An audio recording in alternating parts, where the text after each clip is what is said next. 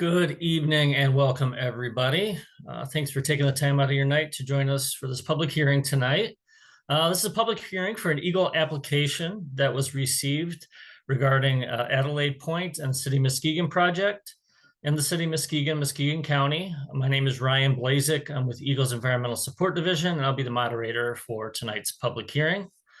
Before we get too far, though, for those of you who haven't joined us for a public hearing before, I just have a few things to go through.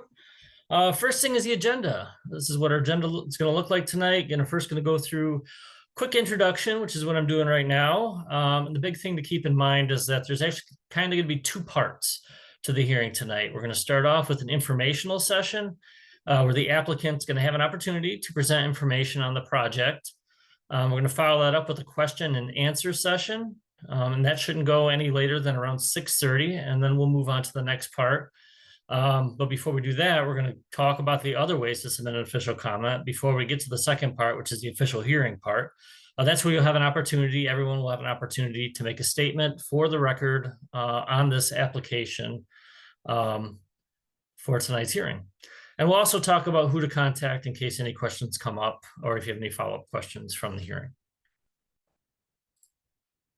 Just so you're aware, all lines are going to be muted during this hearing.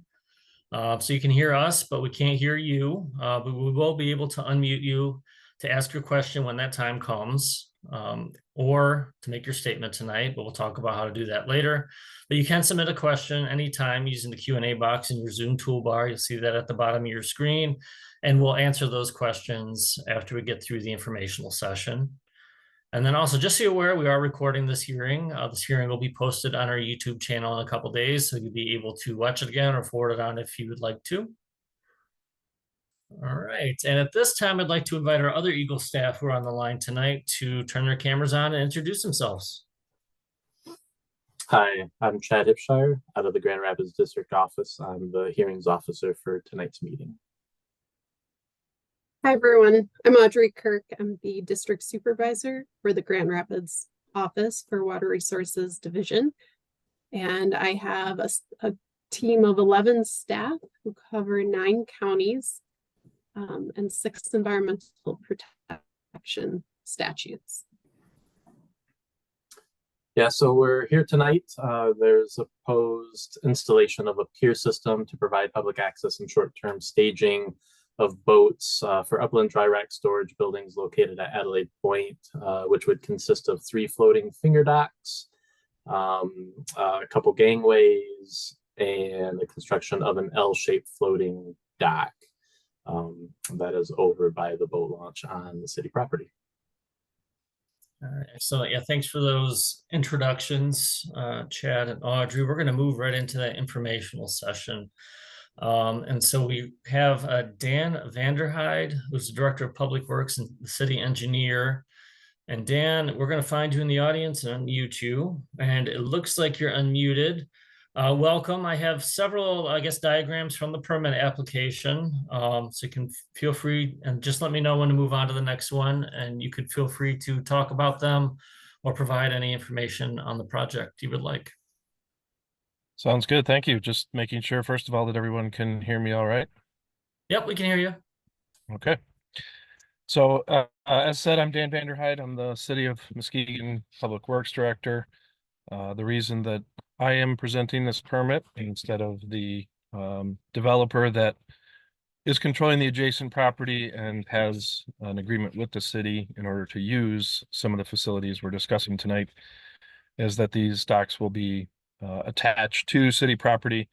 And furthermore, the city is in talks with the developer and has devoted funds through our Parks Capital Improvement Program to own these docks if and when they are permitted, with the intent to be to lease those docks in some fashion, the details of which have not been finalized, back to the developer to allow those operations that they're allowed to do under the cooperative use agreement, which some of you may be familiar with. You can go to the next page there, please. All right, so this is the city's property. The city owns a, excuse me, I guess you'd say a narrow strip of property along the Muskegon, the south water frontage of Muskegon Lake. the city has a marina, which is just to the east of this page here. And the boat launch, which is kind of in the center left third of the plan there, is a city public-owned boat launch that is open to the public. Further out to the west or northwest is additional city property on a peninsula. And the property that is to the south, you'll see sort of a double dark center line, I guess I would call it, and it's labeled on this plan by property lines. The property that is south of that property line and the property that is further west, off the page to the west, is owned by the developer of the Adelaide Point property, which is adjacent to this. And the developer of that property, under an agreement with the city that I referenced earlier called the Cooperative Use Agreement, allows the developer to use portions of this public park to support their dry marina operations. So just to the south here is a building that the developer has built or is building. That building will hold dry rack storage, and they'll be using a marine lift, essentially a large forklift, to pull boats out of that building and launch them at the location that is effectively the subject of tonight's hearing. And it's sort of right here in the middle of the page. And if we go to the next sheet, you'll see the infrastructure that is contemplated under this permit that is intended in part to support that operation, but also to provide additional public access within the city's park. So on the left of this page is the city's public boat launch, and this everything you see here is part of the city's property. The sheet pile wall, which is effectively what these docks would connect to, is the shoreline, so to speak, of Muskegon Lake. And in order to support the operations allowed under the cooperative use agreement, the developer has submitted on the city's behalf, with the city's approval and support, this permit application to install what we're calling 3 finger docks, which are the 3 straight docks that come right off of the sheet pile wall, as well as an L dock, which also contains some wave attenuation features. And that's sort of the piece that actually looks like a backwards L on this plan that sort of surrounds the 3 finger docks. As I said, the city's committed funding for and is in talks with the developer to own these docks. The developer submitted the permit application for expediency, but again, the city approved of that application and submitted with the application a letter stating that the city was, allowing the developer to make this application on our behalf. I think that covers pretty much everything associated with the permit tonight, and perhaps if anyone from EGLE feels there's anything else I should share, I'd be happy to do so. All right, thanks, Dan. I do have a couple more diagrams or with the submittal, if there's anything you wanted to say further. Let's see what I have here. I have 2 more. Is there anything you want to say with these 2 before I move on? These are just basically profiles of the bottomlands. You'll see sort of some installation details on how the docks are proposed to be attached to the bottom on this page. And then on the next page, I believe it shows some of additional details on how the docks are intended to be built. And I'm not a dock expert, so if there is any questions about the specifics, I would probably defer to the developer's engineers. But that's essentially what I understand these last 2 diagrams to be. All right, thank you, Dan, for that additional info. We're going to move into kind of the question and answer portion of tonight. So this is going to be the part of the evening where you have an opportunity to ask a question on the application and project. You can ask your question using the Q&A box at the bottom of your screen. Just click on that, type your question in, and send it to us. If you would prefer to ask your question verbally, you can hit the raise hand icon at the bottom of your screen, and we will call on you and kind of go back and forth between the Q&A box and raise hands if there are several. If there are people calling in by phone tonight, you can raise your hand in Zoom by selecting #2 on your phone. So you select that, that'll raise your hand in Zoom. And when it's your turn to ask your question, I will call on you using the last 4 digits of your phone number. We're going to go Ryan, ahead. if I could just jump in one more comment I'd like to make. I anticipate this would answer several questions, if that's all right. Yep. I should have, I guess, maybe given some more detail in how the docks, we anticipate anyway, how the docks would be operated. Like I said, the details of the developer's lease or other ability to use the docks is still being developed, but we anticipate that the 3 finger docks would be mostly devoted to the developers or the marina's dry storage operations, effectively open only to their customers. The L dock, on the other hand, we anticipate would serve both the developers or the boat, the marina's customers, as well as would offer additional public docking space, either for patrons of the boat launch there at the west or left edge of this page, as well as, functioning as shopper docks for either amenities that are being installed on the Adelaide Point development or other amenities in the nearby area, such as the Vercano's building, which has pizza and events, and other future developments in the area, as well as, additional access to downtown should someone wish to walk over to downtown from here. So I think, in I guess in anticipation of a few questions, that's the main reason the city has devoted funds to this and has chosen to own the docks, is that we think there's a benefit now to public access, especially in terms of the LDOC. And then also, if that marina operation, for whatever reason, may not continue at some point in the future, and I certainly don't mean to suggest that that's under contemplation, but should that happen sometime in the future, then the city would own the infrastructure and would have control of how it might be used, either in the future by the public or by some other, operator, so to speak. So just wanted to clear that up. Okay, thanks, Dan. Appreciate that. Yeah, I've got several questions in here. First one, this isn't something that EGLE can do, but it says, please provide public access to the cooperative use agreement on the City of Muskegon website. So there is a request that be posted on the website. So that's not really a question, but more of a request. When will the finger docks be gated and locked?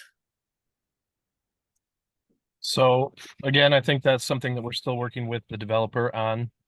They will be, or at least they're intended to be gated and locked and accessible only by customers of the dry marina operation. And that's really for the public safety. There's going to be boats overhead and the forklift operating on that apron. So we certainly don't want any more people in that area than need to be there. And the developer will work, like I said, with the city to develop the specifics of the use of that. The park is technically by ordinance open from dawn to dusk. It's possible that it would mirror something similar to that. But again, I'm not sure that I should commit to anything like that yet, because we're still, figuring out the details of that operation. All right, thank you. The seawalls along the area where the docks will be attached are in very poor condition. Has an engineer looked at them to ensure the seawalls will not fail? Well, the developer's engineer designed the improvements to the apron, I guess and when I say apron, I mean the concrete pavement on which the forklift is intended to operate. I suppose perhaps they might have some thoughts on it. What I will say is that as I understand what's the construction that has already happened, the seawall was used mostly just as a form in order to support during curing the concrete that will support the forklift. I think the developer or the developer's engineer might comment more specifically, but a lot of concrete was placed to back up that sheet pile wall, and so the conditions of the sheet pile wall are certainly, less than visually desirable, I guess I would say, but they're really, as I understand it, no longer a large part of the structure that will support the forklift or these docks. Okay, thank you. And just for those of you who typing things, comments in here, you'll want to hold on to those until it's the public hearing portion of tonight. We're going to get through the actual questions on the project right now. Will people be allowed to park as in years past at the seawall to view the lake or to fish, etc., backing their vehicles or looking out their front windows? And then how will the disabled be accommodated if this is no longer the case? Sure, good question. So no, to the first portion of the question, once the dry marina operations are in place, it won't be possible for folks to park along that portion of the sheet pile wall anymore. As I said, there will be a large forklift moving through the area pretty consistently, boats overhead, and so on and so forth. So it would not be safe nor appropriate for anybody to be parked in that area. There will be plenty of parking on the property to the west and northwest of the view here. There's a pretty large surface lot that will be devoted to passenger cars. The city is in the process of master planning the Hartshorn boat launch and park area. Essentially the entire property. We've hired a consultant to do that as a follow-up to some earlier master planning and survey efforts that we've done. And it's very likely that that master plan will include some new and improved fishing access with an emphasis on accessible access to those areas. Thank you. And I have a comment in here.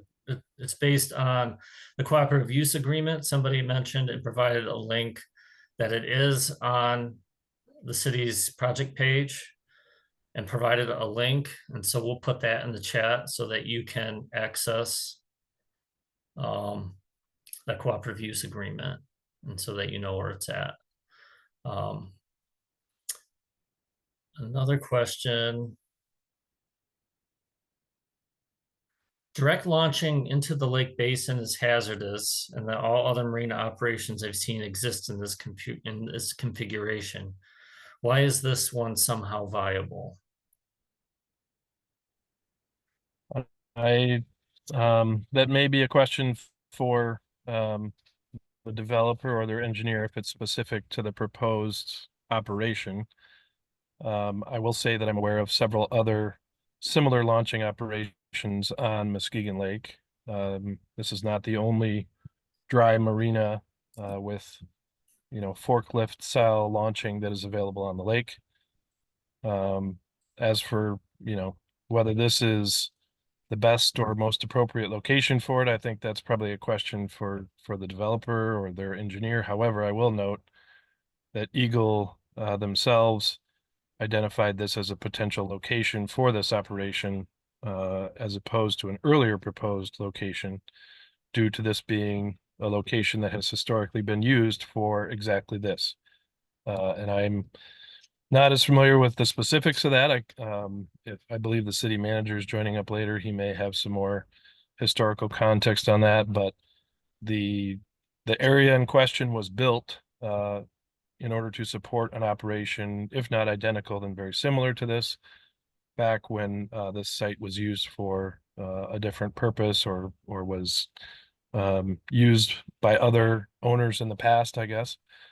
And again, this location was identified as a good or as an alternate location to a location previously proposed by the developer that is a little bit northwest of here. So I think that's the best I can do, and maybe there's others here who could do better.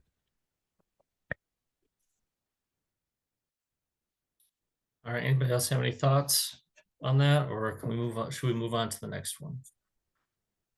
Yeah, just real quick.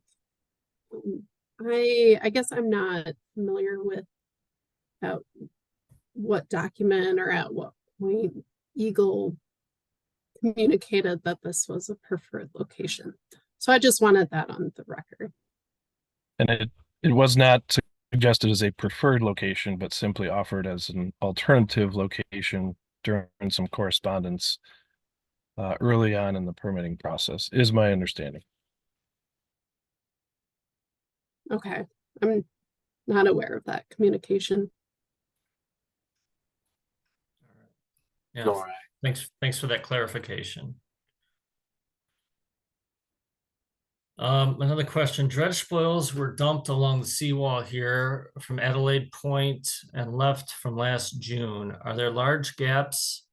There are large gaps in the seawall now. Will these dredge spoils be removed? And another question, there are several questions on the integrity of the seawall. And this second part of this question is, what is the integrity? So I don't know if, and then there's another question related to the seawall and if it's been certified, who certified it to be safe? I don't know. Is there anything else we can speak to regarding the seawall or? I can say that the city's aware the seawall as a whole, in particular outside the limits of the proposed drop well or dry marina operations, is definitely not in excellent condition. That's certainly, not anything anybody's attempting to hide.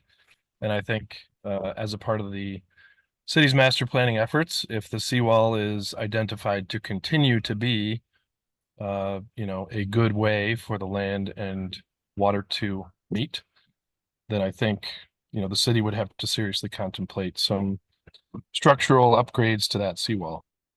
It's possible, though, that the master plan would identify some other more natural or, other way to armor the shoreline, whether that be, large rock or something like that. So I think from the city's perspective, we're confident, to the extent that it's been represented to us, that the portion of the seawall supporting this operation is structurally adequate for that operation.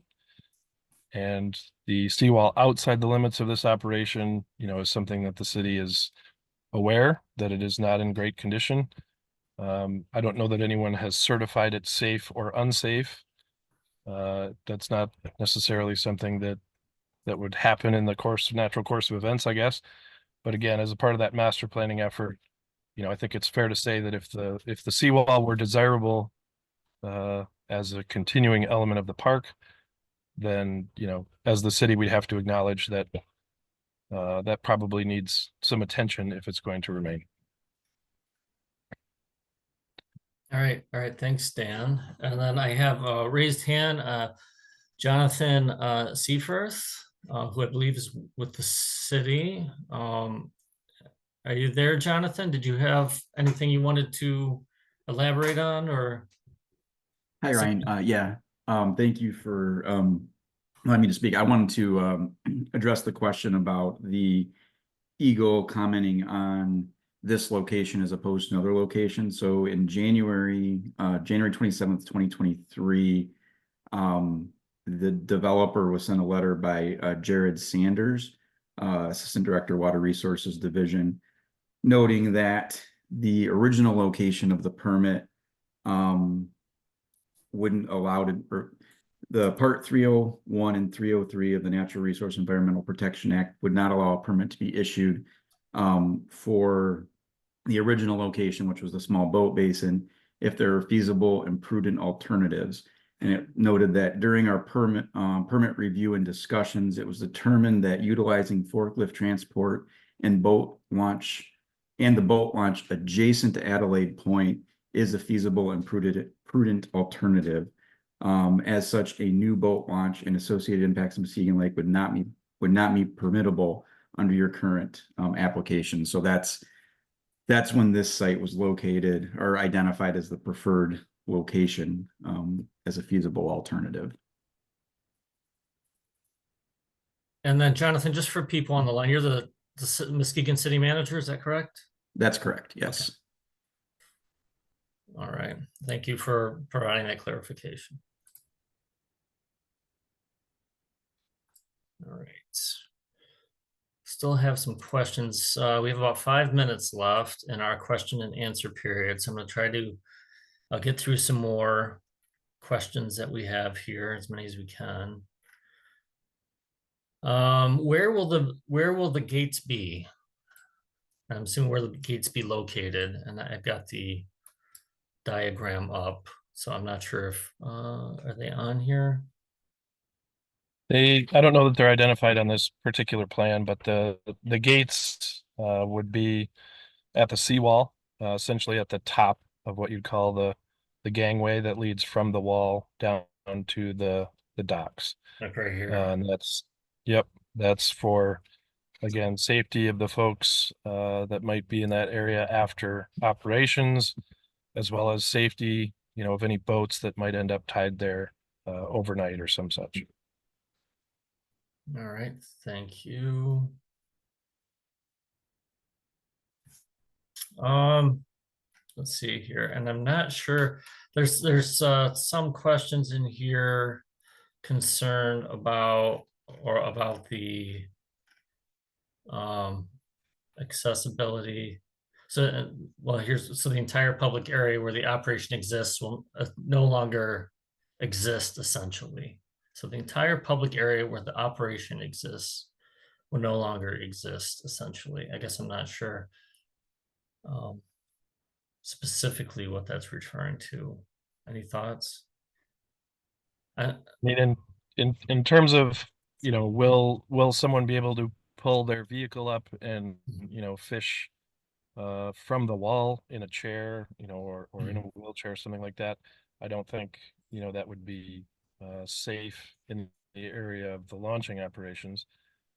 The LDOC itself, the city, I guess would make efforts to make that as accessible as possible. Whether, certain individuals would find that comfortable or accessible given their certain and specific abilities, I'm not sure. But like I said, the intent of the master planning process, would be to, if not replace this area, specifically, then to increase fishing access within the area, and that fishing access would be prioritized to be accessible, I guess is what I can say. Okay, thanks, Dan. And there are a lot of questions about dredging too. And I'm going to try to group some of these together, and for the sake of time, to try to get to as many as possible. But related to dredging, were EPA or EGLE RRD folks considered related to disturbance of the lake bottom prior to site cleanup? There's an outfall, Division Street outfall. Question is, will that preclude any dredging or construction in that area proposed? Will dredge spoils along the seawall be removed? I don't know. Was there dredging planned, or is there anything you could say about those questions or concerns related to dredging? So what I know to be true is that there's no dredging planned as a part of this permit. And that, at least to my understanding, any dredging that has happened has either been, under the auspices of the proper permits, or has been, addressed by enforcement actions since then. In terms of, like I said, dredging associated with this permit, there is none proposed. And, I guess that's the best I've got. So. Okay, yeah, thank you. All right, and then another question. Just to clarify, through the docks accessed by the public park would be privately owned by Adelaide Point. What happens when the water level drops? So as I said earlier, the city's in talks with the developer and has devoted funds to own these docks. And, that would involve developing some sort of lease or other agreement under which the developer can use those docks. It is anticipated that the developer would have likely exclusive access to the 3 finger docks, those 3 docks that come straight out from the wall, and that the L dock, the L-shaped dock that surrounds them would be a mix of, public access and use by the dry marina customers. So that L dock would be available for launch, public launch customers, public users of the park, and also public boaters who might want to tie up and use it as, a shopper dock to visit either Adelaide Point improvements, Furcano Place offerings, things like that. At least as the city and the developer have discussed it, if this permit goes forward, the intent would be that the city would work to take ownership of these docks. All right, thanks, Dan. All right, we have time for one more question. But I think we've touched on a lot of them in here. And this one will be probably for EGLE. Can the state require that no dredging ever happens in this area in the future? With lowering water levels, it's hard to predict future needs. So I don't know if you want to talk about the permit process or future permits at all. Yeah, if anybody was proposing dredging, we would be reviewing that as we do every application, looking at, are there contaminants near this area? So there are a lot of different things that we would look at in terms of dredging. For this area, more than likely, we probably would not allow dredging due to the knowledge of some cap work that has been done there for some contaminants in the area that has been brought to our attention recently. All right, thanks, Chad. Much appreciated. Yeah, it's that time of the evening to move on to the next part of the hearing tonight. Thank you, Audrey, Chad, and Dan for being on this question and answer panel, and for all of you for providing those questions. Before we move on to the hearing part where everyone's going to have a chance to make a statement on the project, I want to let you know there are other ways to submit an official comment. If you choose to, you can do it through EGLE's My Enviro system, through submission number HQO-DZGT 7AS2A. I believe that's an O. It could potentially be a 0, but I think HQO or 0 DZGT 7AS2A. And we're going to put the link in the chat so that you have that accessible. Or you can send your comments to Chad Hipshire at State Office Building, 5th floor, 350 Ottawa Avenue, Northwest in Grand Rapids, Michigan, 49503-2341. Comment period will be open for 10 days, which will be May 10th, if you have additional comments. All right, now we're going to go through the hearing process. So I'd like to invite Chad to read the opening statement for the hearing tonight for us. My name again is Chad Hipshire. I am the district representative in the Water Resource Division of the Michigan Department of Environment, Great Lakes, and Energy. I'll be serving as the hearing officer for the public hearing on EGLE submission number HQ0DZGT 7AS2A. With me tonight, as we've already noted, was Audrey Kirk, the Water Resources Grand Rapids District Supervisor, and Ryan Blasek, the Water Resources Outreach Specialist from the Lansing District Office. To describe how this is going to work tonight, I'll begin with some background information about why we are here tonight. I will then describe the purpose of the hearing and how your comments will be used. Following that, I will outline the procedures under which we will take your comments and then describe what will happen after tonight's hearing. It will then be time for you to provide comments, and we will spend the majority of the time tonight listening to those comments. At the end of the hearing, I'll read the closing statement. By way of background information, the Water Resource Division is responsible for administering a variety of programs that will help protect inland lakes and streams, wetlands, floodplains, sand dunes, and the Great Lakes. These programs regulate certain activities such as dredging for filling a lake, stream, or wetland, constructing a dam, constructing a marina, placing shore protection or constructing docks, and building in a designated critical sand dune area, wetland, or floodplain. The law governing those responsibilities is the Natural Resources and Environmental Protection Act 1994, PA 451, as amended, Act 451. We're here tonight because Ryan Leestma has proposed the following. Install a pier system to provide public access and short-term staging queuing of boats for upland dry rack storage buildings located at Adelaide Point, consisting of 3 floating finger docks, each measuring 40 linear feet by 8 feet wide, and each having a gangway measuring 15 linear feet by 6 feet wide, and construction of an L-shaped floating dock measuring 120 linear feet by 8 feet wide and 120 linear feet by 8 feet wide, with a gangway measuring 15 linear feet by 6 feet wide. In order for a permit to be granted, EGLE must first find that the proposed activities described in the public notice meet certain criteria set by Part 301, Inland Lakes and Streams of Act 451. In general, we must consider the effect of the proposed project on the stream and wetlands and lake. When reviewing an application for permit under the provisions of Part 301, Inland Lakes and Streams of Act 451, EGLE is charged to make the following considerations as required by Section 301.06 of Part 301.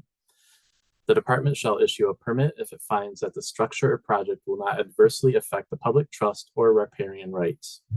The department shall not grant a permit if the proposed project or structure will unlawfully impair or destroy any of the waters or other natural resources of the state. When reviewing an application for permit under provisions of Part 303 Wetlands Protection of Act 451, EGLE is charged to make the following indications as required by Section 303.11 of Part 303. Permit for an activity listed in Section 303.04 shall not be approved unless the department determines that the issuance of a permit is in the public interest, that the permit is necessary to realize the benefits derived from the activity, and that the activity is otherwise lawful. A permit shall not be issued unless it is shown that an unacceptable disruption will not result to the aquatic resources. A permit shall not be issued unless the applicant also shows either of the following. The proposed activity is primarily dependent upon being located in a lake or wetland. A feasible and prudent alternative does not exist. The purpose of tonight's hearing is to give anyone interested in the permit application an opportunity to provide information that EGLE can use in making the decision whether or not to issue a permit. Please recognize that EGLE can only use the information you provide if it relates to the criteria that EGLE must use in making a decision. Some of you may simply want to express your support or opposition to the project. We will be happy to make note of your position, but please understand that EGLE is, by law, not allowed to base our decision on whether or not there is widespread support or opposition to the project. In just a moment, I will outline the procedures we will use for taking your comments, but before I do so, I need to mention that the notice of this hearing was published on MLive on Saturday, April 20th, 2024.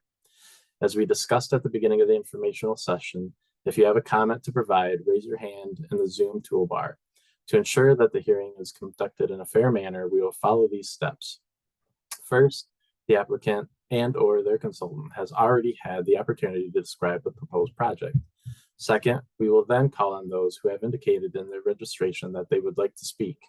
After that, we will call on all those that raise their hand in their Zoom toolbar that they would like to make a comment if they haven't already been called upon. As a reminder, if you are participating in this hearing via telephone only, follow the directions on the moderator on how to identify that you would like to make a comment. You may also submit your comments to EGLE via My Enviro portal, email, or US mail. When all of the comments have been completed, we will ask if anyone else would like to make a statement. When your name is called, your microphone will be unmuted. As you begin your comments, please state your name and any group or association you may represent. Each person will be given 4 minutes to make their comments. We will indicate to you when you have a minute left. Please begin wrapping up your comments and end within the allotted time. If need be, we will indicate when your time has ended. I ask that we all be courteous and respectful to one another tonight. Please also recognize that EGLE staff is here tonight to provide a fair opportunity for you to express your comments on the proposed project and to listen to those comments.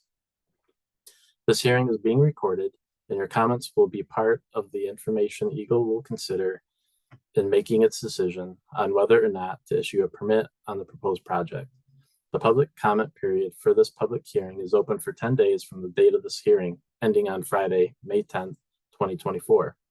Additional information and comments submitted in writing during the 10-day public comment period will also be considered in EGLE's decision. Following the close of the public comment period, EGLE will make a decision to either issue a permit for the project as proposed or with modifications, or send a letter of denial. You may find out what the decision is by checking the EGLE My Enviro portal website and searching for the application number HQ0DZGT7AS2A. Thank you for your attention. We will begin calling the names of those who have indicated that they would like to make a statement. Yeah, many thanks for reading that, Chad. As Chad mentioned, everyone will have 4 minutes. I have a list of 5 names who indicated during registration that they wanted to make a comment. We'll start with those 5 names. When your name is called, we'll unmute you. You can unmute yourself and begin your comment. You'll see a countdown timer on your screen for 4 minutes. And then when you have 1 minute left, you'll hear this sound to indicate you have a minute left, just so you know where you're at time-wise. Everyone will have a chance to make a comment tonight. So after we get through this list of 5 names, you can raise your hand in Zoom, anyone who hasn't made a comment, and we'll call on you in order. People on the phone can select #2 to raise their hand in Zoom, and we'll call on you using your last 4 digits of your phone number. Like I mentioned, it'll be 1 comment per person. Everyone will have that opportunity. If you're on the line and someone else is on the line too that wants to make a comment, just let me know, and we'll give them an opportunity to make a comment when it's your turn. With that, we're going to go ahead and get started. So the first person I have is Aaron Kuhn. Aaron, we will unmute you. Yeah, I'm not seeing Aaron. Do you hear me? Oh, there you are. Yes, you are. You're unmuted. You can. I see you now. Great. You're ready. Great. Thank you very much. I'm Erin Kuhn, Executive Director of the West Michigan Shoreline Regional Development Commission. And I have a couple of points I'd like to make. In 2012, a $12 million Great Lakes Legacy Act project was completed in partnership with the US EPA and EGLE on Muskegon Lake for the Division Street outfall. The project removed 43,000 cubic yards of contaminated sediment adjacent to the proposed permit.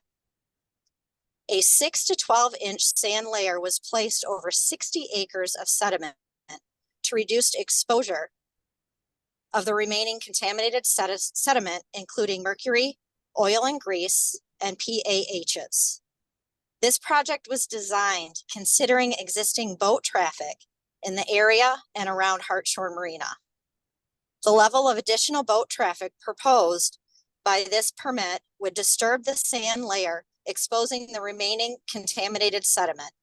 The Commission is extremely concerned about the potential exposure of the contaminated sediment and its long-term impact on Muskegon Lake and its residents. Secondly, as a community previously overburdened by industrial pollution and economic distress, the restoration of Muskegon Lake presents an important environmental justice opportunity. According to the Climate and Economic Justice Screening Tool, the area in which the proposed docks lie is within a disadvantaged census tract and is in the 91st percentile for low income, meaning the household income of the neighborhood is less than or equal to twice the federal poverty level. These residents frequent this area as a source of subsistence fishing and viewing the lake. Many do not have the financial means to pay for the recreational services of the development. Additionally, the area is welcoming, unrestricted, and comfortable for all populations.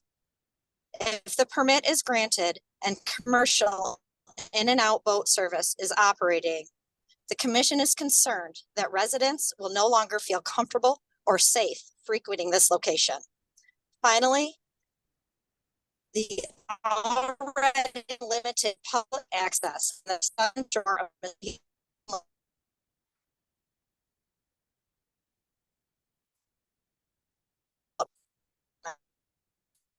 strike a balance between increasing the city's tax base, preservation of the restored Muskegon Lake, and equitable public access to the larger communities regardless of social economic status. Thank you very much. I'm done. Thanks for your time. Thanks for your comment, Aaron. All right, next up is Darlene DeHootie, followed by John Allen. I actually have two John Allens on my list, so we'll see if we can find the correct one. So Darlene, looks like you're unmuted. You can begin when you're ready. Thank you for the public hearing. I'm totally against the Adelaide Point's private new docks off of Hartshorn Park Marina.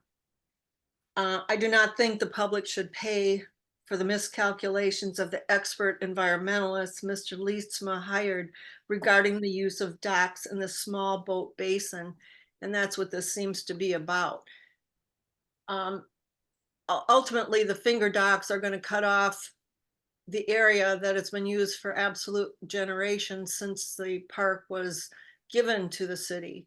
And that is privatization in any way you want to look at it.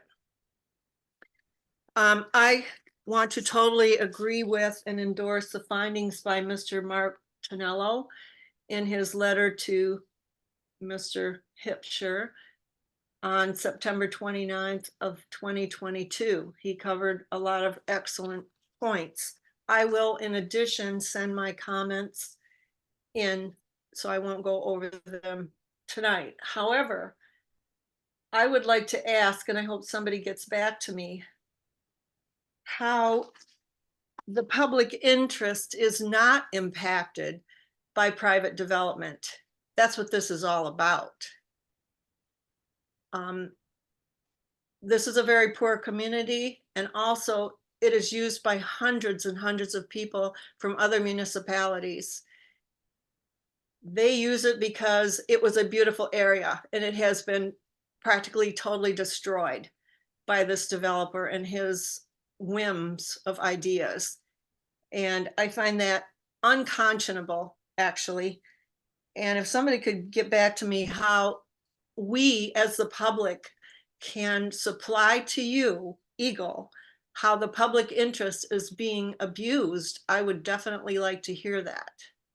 Thank you. Yeah, thanks for your comment, Darlene.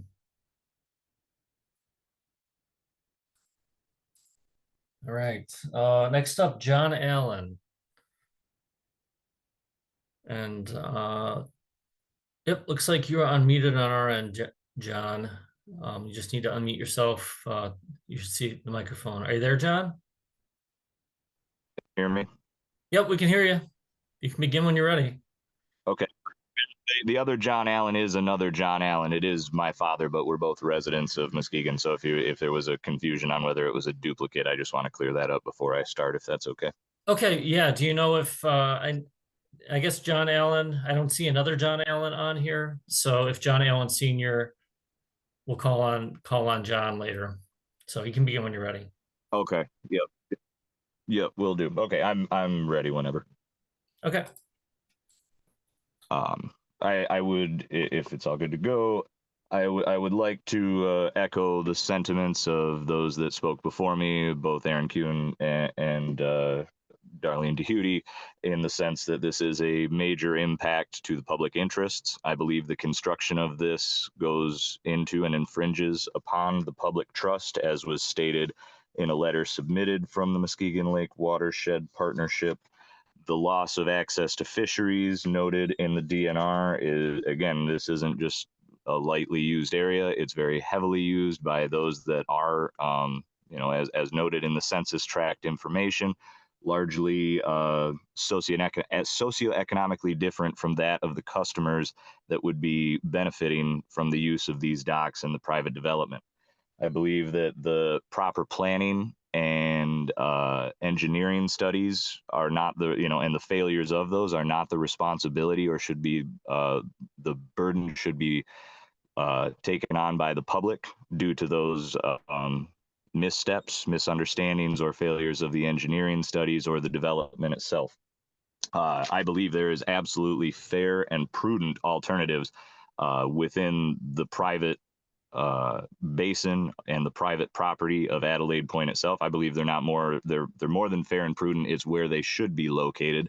When my comment and question in the Q&A earlier came across wrong, while there are other in and out and dry marina operations on Muskegon Lake, there are none that launch directly into the lake basin itself. The lake basin is subject to a lot of storms, squalls, pop-up issues. There is a major concern of safety and the hazards to those who, even as customers, would be trying to use these docks if a storm came up. I did send an email with video and evidence of exactly how hard these storms can slam into the area, and that the direction of the L wall and the wave attenuator would not in any way mitigate the damage or potential risks to customers, the public, or those maybe using the pier for fishing, etc.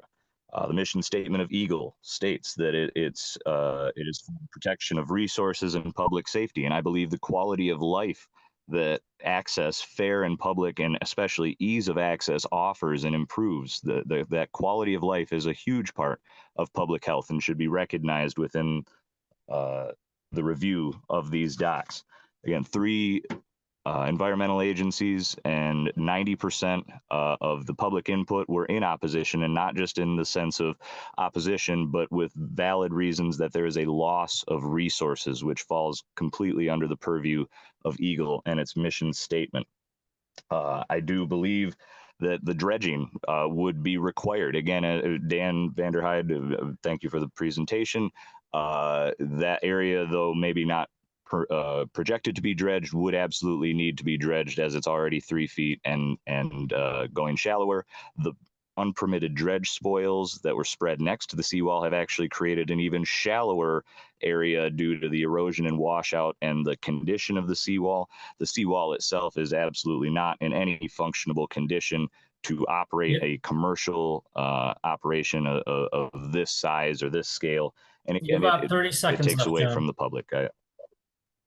Okay, perfect. Like I say, in conclusion, I echo and absolutely agree with my fellow residents and the 3 conservation and environmental agencies, including the Muskegon Lake Watershed Partnership, the Michigan Department of Natural Resources, and the West Michigan Shoreline Regional Development Commission, that the developers should seek to place this operation within their own private areas for their own private interest. Thank you. All right, ending right on time. Thanks for your comment, John. All right, could you all hear my ding? There it is. Yeah, it wasn't working before, so I might, if you have a minute left and the ding doesn't work, I'll let you know. All right, so next up is Dennis Kirksey, and then followed by Dennis is John Allen Sr. So we'll see if we can get John Allen Sr. on the line. So do we have Dennis Kirksey? All right, Dennis, it looks like you are unmuted on our end. You can feel free to unmute your microphone. There we go. Yep, I can hear you. Thank you for this opportunity and holding the public hearing. Just for the sake of getting them on the record, we've submitted a letter during the public comment period, and I say we. I'm Dennis Kirksey. I'm the chair of the Muskegon Lake Watershed Partnership. I want to thank those that have already brought up some of the points that were on our letter, including Aaron Kuhn with the bringing to light the $12 million that was spent on that lake bottom cleanup under the DSO project. That is a rather large concern from our group. Yes, this is a floating dock system, but there are some spuds with that dock system, and there are proposed to be some pilings that will go in with that retaining wall system or wave attenuator system. And personally, I don't know if anybody consulted the EPA, who was where the money was coming from on that project, or Mike Alexander with your RRD division.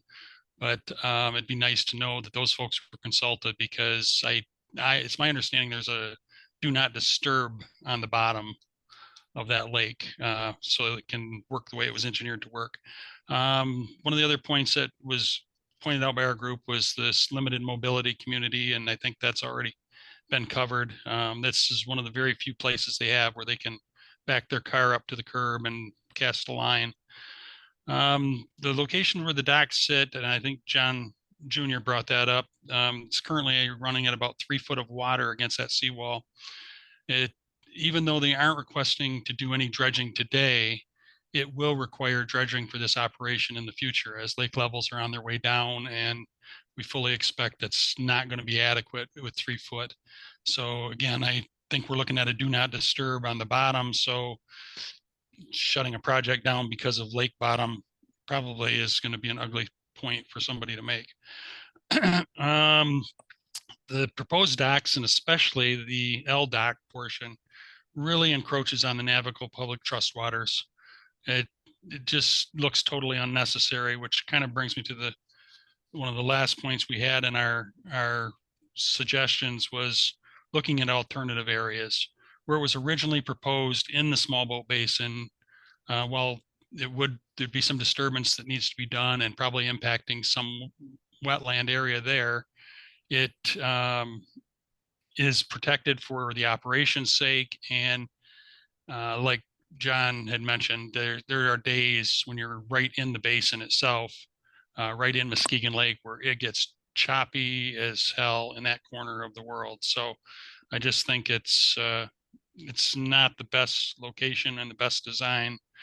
Permit application was a little deceiving, kind of making it sound like this was a real public access project when in fact the majority of it is going to be used by the private rack storage building and should be, as far as having a place to do it. Big question that poses is the Adelaide Point went through this long drawn out permit process for their marina and basin, and even snuck another one through afterward for the extension of the adjacent Hartshorn ramp. And I'm kind of curious, why weren't these docks, if they knew all along they needed them, why weren't they put in one of the previous permits? So I think that's the bulk of what we had, and I thank you for the opportunity. Yeah, thanks for your comments, Dennis. All right. The final person in registration, John Allen Sr. John, if you're on the line and you'd like to make a comment, feel free to raise your hand. And then we'll go to everyone else who has their hand raised. Everyone will have an opportunity. And again, if you're on the phone, you can select #2, and that will raise your hand in Zoom and will allow you to make your comment.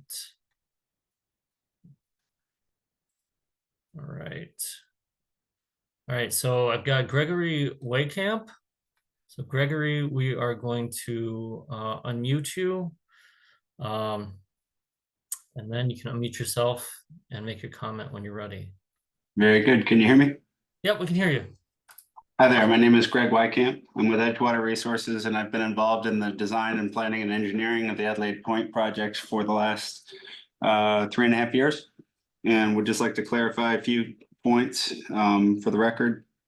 One, the original proposed location for this lift well in the East Basin was rejected in part through conversations with EGLE in the permitting process due to impacts and the contaminated, heavily contaminated materials that are present in the East Basin.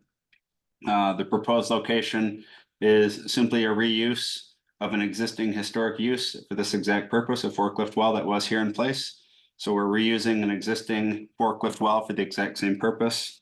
Would point out that while it is true that there would be less access for parking at this particular location than there is currently, nobody has pointed out that there is new accessible parking and accessible fishing being created immediately north of the boat ramp, as well as nearly a mile of new public waterfront that's available to everyone. I'd like to remind everybody that the entire waterfront of the Adelaide Point site to the west of here has been private for decades and was fenced off until this project began. And that entire waterfront is now being open to the public with a vast increase in public access for fishing, for subsistence fishing, and everyone else. We certainly respect those comments and believe that they're valid and need to be addressed, which is why the developer and the design team working with the city and EGLE and everyone else for the last 3.5 years, including the Watershed Partnership, is to create extensive new public access all throughout the peninsulas and the Hartshorn Peninsula, or the East Peninsula, just north of the boat ramp, which until about a year ago was fenced off and completely inaccessible to the public, which is now being made much more accessible. So I'd just like to point out for everybody that the net result of this entire project is a vast increase in public access for fishing for everyone. And I think that's important to put on the record, that this is not a single standalone project. It's a part of a much larger project that has been developed for the last 3.5 years in consultation with many of the folks who are speaking tonight, and participating in that process. So with that, I'll let it go. Thank you. Yeah, thanks for your comment. All right, next commenter I have as a Google Pixel 6a phone. So we will unmute you. And then if you're on a Google Pixel 6a, you can unmute yourself. It'd be great if you could list your name and any affiliation. It looks like you're unmuted on our end. And if we have any trouble unmuting, you should, if you're on your phone, you should be able to click the microphone button and unmute yourself. But we'll give you, oh, there you are. Are you there? Can you hear me? Yeah, we can hear you. Okay. This is John Allen Sr. this time. Oh, perfect. I don't know what happened when raising my hand the first time, but so. You can begin when you're ready, John. Okay, basically a couple issues. And first off, in referencing the previous in and out operation that existed there, that was prior to, if I'm not mistaken, to the that outfall cap that was placed. And so, the previous operation would not have any direct impact on that necessarily. So that there's kind of a difference, as far as it's the impact on the two different operations. And secondly, it's, relative to the dredging. I mean, again, the lake is very cyclical and it is on its way down. We're now, quite shallow, and a lot of the boats that are going to be in and out of that area are going to be disturbing the bottom as it is. And as it continues to drop, it will continue to disturb it even further. So there's going to be just the operation itself is going to actually be a default dredging operation in and of itself. And, and what is to prevent even the developer or anybody in the future from, using the prop wash to, in effect, dredge that area. And so, I think, again, with the lake level dropping the way it is, I don't think it's a feasible options, safety wise for the, for the lake or that cap. And that's pretty much all I have. All right, thanks for your comment, John.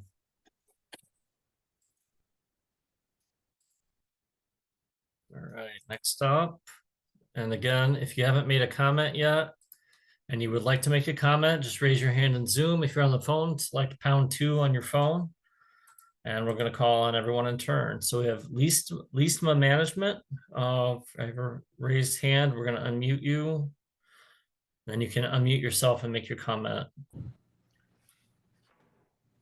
Hi, this is Brian Leestma. Just want to make a quick comment. The existing depth at the forklift drop is 5 feet. And when the boat is actually lowered into the water, it's actually grabbed by a pole and it's walked forward 20 feet, which is approximately the length of the gangway. That depth is about 3 feet deeper. So even at low water levels, which are 2 feet below where we're at right now, you're still talking roughly about 5 or 6 feet worth of depth, which is frankly at least a few feet more than where the prop would be if the boat was to be operated. So the discussion points regarding dredging or sediment disturbance aren't going to be an issue based on how the application will be used. Thank you. Yeah, thanks for your comment. All right. Next up, Leo Willette Leroy. Leah, we're going to unmute you and you can make your comment. Thank you. Leah Willett Leroy, on behalf of the Muskegon Lake Watershed Partnership. I just wanted to perhaps ask for a sake of clarity in the previous communication from EGLE regarding a alternative available.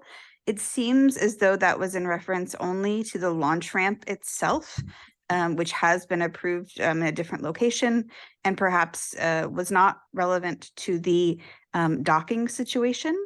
And so I just wanted to make a note that perhaps while not desired, it may be time to remediate some of the bottom sediments in the small boat basin, if that is perhaps the best location for docking. Thank you. Yeah, thanks for your comment, Leah. And again, I'll be providing Chad's contact information in case there are any follow-up questions or comments for Chad. All right. Is there anybody else on the line who hasn't made a comment yet who would like to make a comment?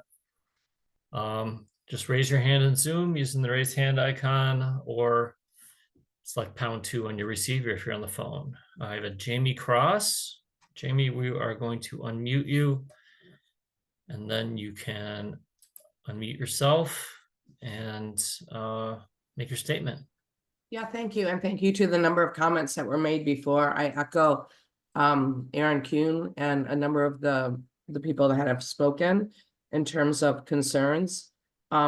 Since the beginning, one of my largest concerns has been the loss of the use in this area, specifically to mobility challenged fisher persons. So I have spent some time talking to these fisher persons. I'm not talking about anybody in a wheelchair, I'm talking about people that get out of the car, put up a chair and sit down because they can't walk far or carry things far. It gives them autonomy.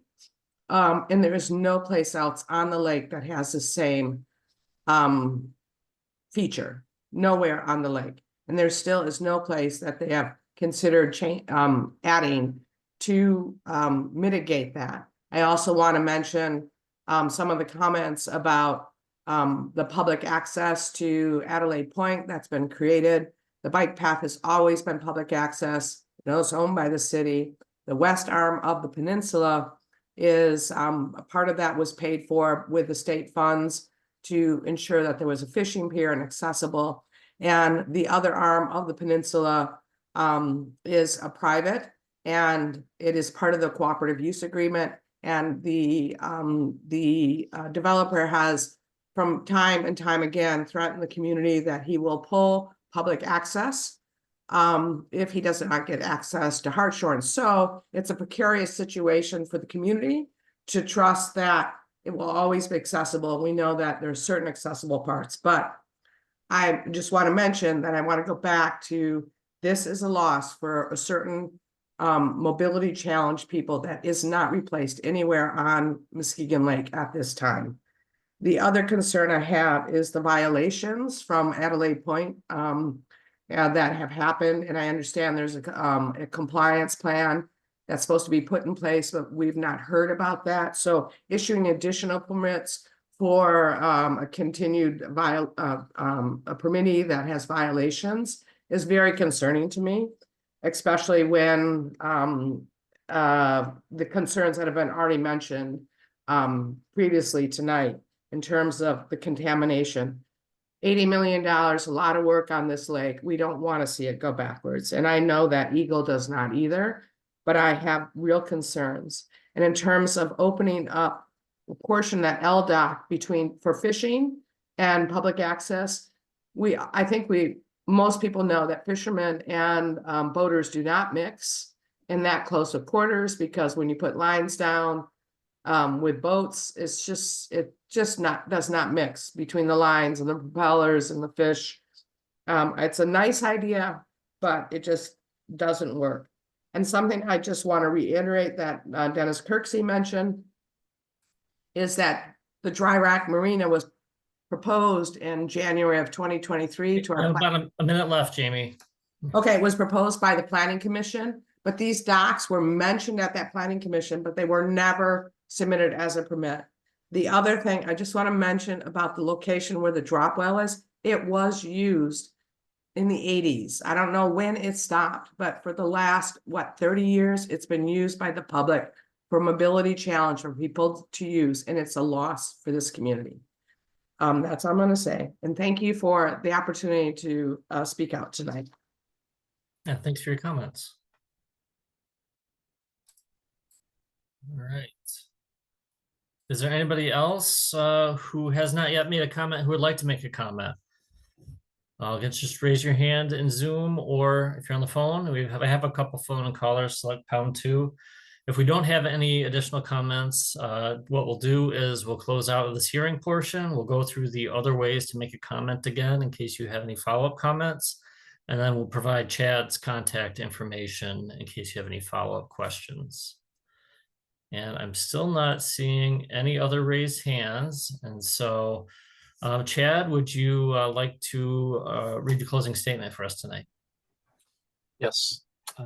Thank you for your comments and cooperation. We appreciate your interest in the proposed project and that you took the time to be here tonight. As indicated at the beginning of the hearing, you may submit additional written comments until Friday, May 10th, 2024. Following the close of the public comment period, we will consider all comments received and make a decision on the proposed project. Just to remind those that may still want to submit a comment, comments can be submitted via My Enviro portal, email, or US mail. The hearing is now closed. Thank you again.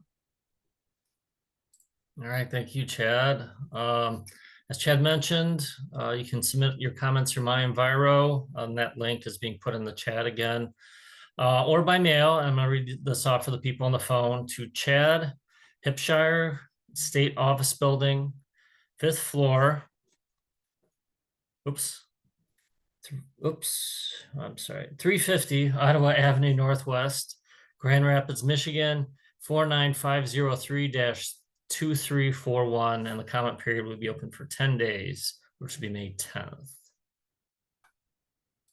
All right. And as promised, here's Chad's contact information. You can contact Chad Hipshire, Hipshier. Phone number 616-260-7271. And again, that's 616-260-7271. Or at hipshirec@michigan.gov. hipshirec@michigan.gov. All right. Before we wrap up, any closing comments tonight, Audrey, for us? Yeah.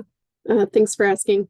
I just wanted to say thank you to everyone who participated and provided comments.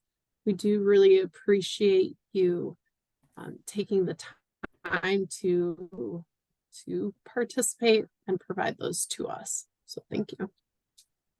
All right. Thanks, Audrey and Chad, and everybody who participated and listened in on the hearing tonight. Last thing I'll leave you with, just a reminder that this hearing was recorded, and we'll be sharing a closed caption version of that recording on our website or YouTube channel in the next few days. So you'll be able to access it at that time. With that, I hope you all have a great rest of your evening. Thank you.